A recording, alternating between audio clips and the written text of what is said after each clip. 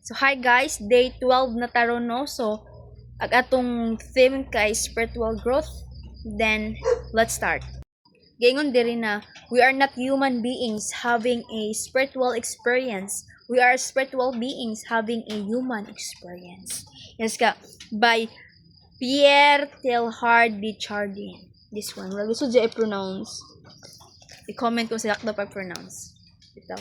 So no, giyon diri nga we are not human being nga na spiritual experience, but we are a spiritual being nga na ay human experience. Di ba?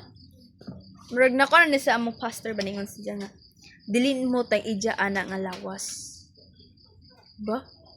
Murag makayon ka nga so kinsa di ay so sa Ginoo so kung ang spiritual ni mo ni nagdala kay kung naa kay lawas sa wa kay spirito so mabuhi dai gapon ka, di ba?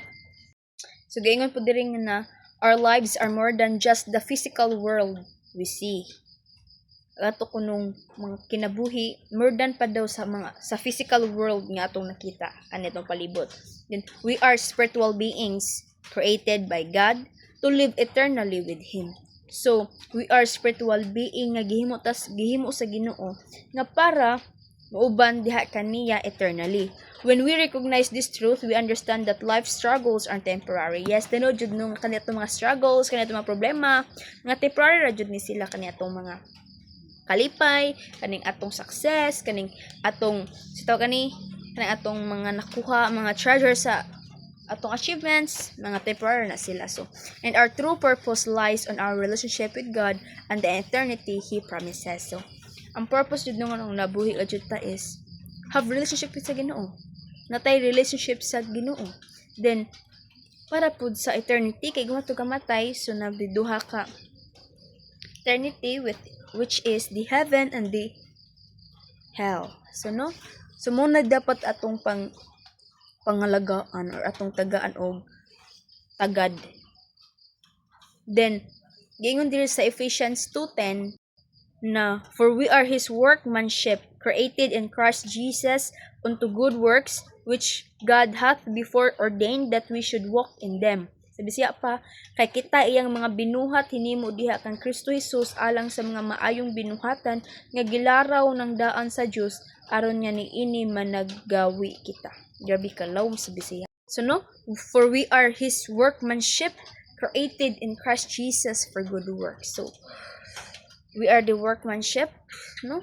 Ijang hinimo ta, ijatang tawag kibaliin ana, murag ijatang invention ba ana, no? Nga for the purpose nga for the good works nga to ihatag sa Ginoo, ano? We live here to glorify God.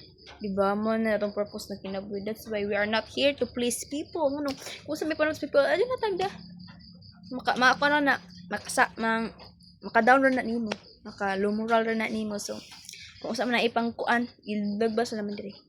Pero kung kuha sa mama, mga sa family, kanang mga dapat buhaton o di dapat buhaton mo jud paminaw no kay imam na ikabuto sim kagalingon then mo to gingon lagi na created in Christ Jesus for good works so gihimo ta sa Ginoo sa maayong binuhatan sa maayong buhat. So challenge you guys nga we are live for the purpose to glorify God, so we're not here for the purpose for people, no? We are not here to please people. That's why ato jung i-secure atong relationship sa Ginoo, no?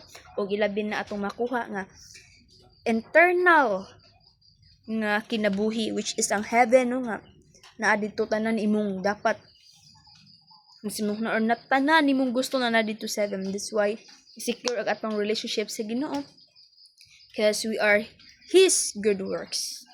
We are His workmanship. Diba? And that's all.